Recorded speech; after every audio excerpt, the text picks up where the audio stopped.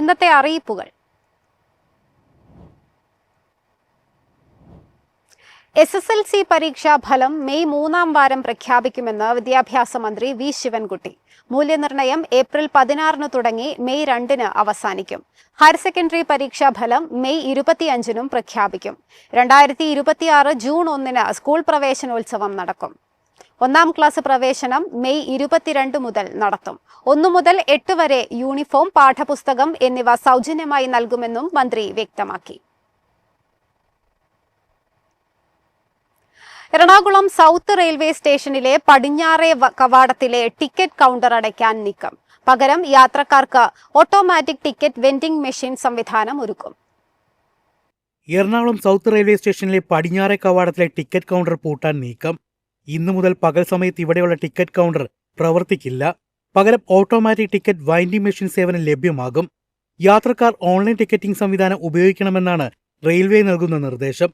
ഇതിന്റെ ഭാഗമായി റിസർവേഷൻ ടിക്കറ്റും സാധാരണ ജനറൽ ടിക്കറ്റും ഒരേ ടിക്കറ്റ് കൗണ്ടർ വഴി നൽകാൻ തീരുമാനിച്ചോടെ തിരക്ക് വർദ്ധിച്ചു. സാധാരണ യാത്രക്കാർക്ക് ടിക്കറ്റ് ലഭിക്കാൻ പ്രയാസമായി. വിഷുത്തലേന്ന് 14,253 പേരാണ് എറണാകുളം സൗത്ത് സ്റ്റേഷനിൽ നിന്നും അൺറിസർവ്ഡ് ടിക്കറ്റ് എടുത്തത്. അതേ ദിവസം തന്നെ ഒരു ട്രെയിനിൽ നിന്നും ടിക്കറ്റ് ഇല്ലാതെ സഞ്ചരിച്ചവരിൽ നിന്നായി 2 ലക്ഷം രൂപ പിഴ റെയിൽവേ ഈടാക്കുകയും ചെയ്തു.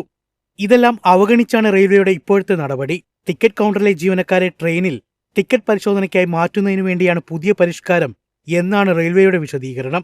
ടിക്കറ്റ് കൗണ്ടറുകൾ പൂട്ടരുതെന്നും ആവശ്യത്തിന് ജീവനക്കാരെ നിയമിക്കണമെന്നും ആവശ്യപ്പെട്ട് തിരുവനന്തപുരം ഡിവിഷണൽ റെയിൽവേ മാനേജർക്ക് ദക്ഷിണ റെയിൽവേ എംപ്ലോയീസ് യൂണിയൻ കത്ത് നൽകിയിട്ടുണ്ട്. News desk, MyFin TV.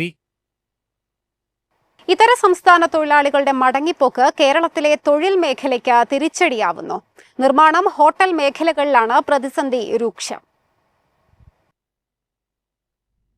Bengal, Assam, Tamil Nadu എന്നിവിടങ്ങളിൽ നിയമസഭാ തെരഞ്ഞെടുപ്പ് അടുത്തതും പശ്ചിമേഷ്യൻ യുദ്ധം കാരണം LPG വിതരണം പ്രതിസന്ധിയിലായതുമാണ് ഇതര സംസ്ഥാന തൊഴിലാളികളുടെ മടക്കത്തിന് കാരണം. നിർമ്മാണ, ഹോട്ടൽ മേഖലകൾക്കാണ് കനത്ത തിരിച്ചടിയായിരിക്കുന്നത്. കേരളത്തിലെ നിർമ്മാണ മേഖലയിൽ പണിയെടുക്കുന്നതിൽ 80%-ലേറെയും ഇതര സംസ്ഥാന തൊഴിലാളികളാണ്. തൊഴിലാളികൾ മടങ്ങിയതോടെ വലുതും ചെറുതുമായ ഒട്ടുമിക്ക പ്രോജക്ടുകളും മുടങ്ങിക്കിടക്കുകയാണ്. കോഴിക്കോട്, എറണാകുളം, തിരുവനന്തപുരം എന്നീ ജില്ലകളിലാണ് ഇത്തരത്തിൽ കെട്ടിട നിർമ്മാണ രംഗം സ്തംഭിച്ചത്. ഇത്രത്തോളം തൊഴിലാളികൾ ആദ്യമായിട്ടാണ് കേരളത്തിൽ നിന്ന് മടങ്ങുന്നതെന്ന് കരാറുകാർ പറയുന്നു. നിർമ്മാണ മേഖലയിലെ നിശ്ചലാവസ്ഥ സിമന്റ്, കമ്പി തുടങ്ങി ഈ മേഖലയുമായി ചേർന്ന് കിടക്കുന്ന കച്ചവടങ്ങളെയും ബാധിച്ചിട്ടുണ്ട്. സംസ്ഥാനത്തെ ഹോട്ടൽ രംഗത്ത് തൊഴിലെടുക്കുന്നവരിൽ ഏറെയും ഇതര സംസ്ഥാനക്കാരാണ്. LPG പ്രതിസന്ധിയെ തുടർന്ന് അടച്ചിട്ട ഹോട്ടലുകൾ തുറന്നു തുടങ്ങിയെങ്കിലും ജോലിക്കാരുടെ കുറവ് വലിയ പ്രശ്നമായി തുടരുകയാണ്. കേരളത്തിൽ 30 ലക്ഷത്തോളം ഇതര സംസ്ഥാന തൊഴിലാളികൾ ഉണ്ടെന്നാണ് ആസൂത്രണ ബോർഡിന്റെ കണക്ക്. News desk, MyFin TV. സംസ്ഥാനത്ത് അത്യുഷ്ണം തുടരുമ്പോൾ ശബരിഗിരി ജലവൈദ്യുത പദ്ധതിയുടെ സംഭരണികളിലെ ജലനിരപ്പ് വീണ്ടും താഴുന്നു. 34% നിലവിൽ സംഭരണികളിലെ ജലനിരപ്പ്. അതിശക്തമായ ചൂടിൽ കേരളം ചുട്ടുപൊള്ളുമ്പോൾ ശബരിഗിരി ജലവൈദ്യുത പദ്ധതിയുടെ സംഭരണികളിലെ ജലനിരപ്പ് വീണ്ടും താഴ്ന്ന് 34%-ലെത്തി.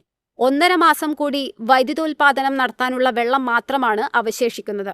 981.456 മീറ്റർ ശേഷിയുള്ള കക്കി ആനത്തോട് അണക്കെട്ടിൽ 957.34 മീറ്ററും 986.33 മീറ്റർ ശേഷിയുള്ള പമ്പയിൽ 963.3 മീറ്ററുമാണ് ജലനിരപ്പ്.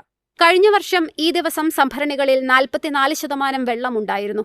കാലവർഷത്തിന് മുന്നോടിയായി സംഭരണികളിലെ വെള്ളം പരമാവധി പ്രയോജനപ്പെടുത്താനുള്ള ശ്രമത്തിലാണ് വൈദ്യുതി ബോർഡ് അധികൃതർ. പീക്ക് ലോഡ് ഒഴികെയുള്ള സമയത്തും വൈദ്യുതോൽപാദനം നടക്കുന്നുണ്ട്. പദ്ധതിയിൽ 2, 4 നമ്പർ ഒഴികെയുള്ള എല്ലാ ജനറേറ്ററുകളും പൂർണ്ണ ലോഡിലാണ് പ്രവർത്തനം. 2-ാം നമ്പർ ജനറേറ്ററിന്റെ നവീകരണ പ്രവർത്തനങ്ങൾ ജൂൺ മാസത്തോടെ പൂർത്തിയാകും. 4-ാം നമ്പർ ജനറേറ്ററിൽ നിന്നുള്ള വൈദ്യുതോൽപാദനം വരുന്ന ആഴ്ചയോടെ പുനരാരംഭിക്കും. കക്കാട് പദ്ധതിയിലെ 2 ജനറേറ്ററുകളും പൂർണ്ണ ലോഡിലാണ് ഓടുന്നത്. കക്കാട്ടാറ്റിലെ ജലനിരപ്പിനെ ആശ്രയിച്ച് പ്രവർത്തിക്കുന്ന പെരുന്നാട് പദ്ധതിയും സ്വകാര്യ പദ്ധതികളായ ആളുങ്കൽ EDCL-ഉം കാരിക്കയം അയ്യപ്പ ഹൈഡ്രോ ഇലക്ട്രിക് പദ്ധതിയും പൂർണ്ണ തോതിലാണ് പ്രവർത്തിക്കുന്നത്. News desk, MyFin TV. എളുപ്പത്തിൽ സമ്പാദ്യം വളർത്താം. ഇന്ന് തന്നെ മൈഫിൻ TV ആപ്പ് ഡൗൺലോഡ് ചെയ്യൂ.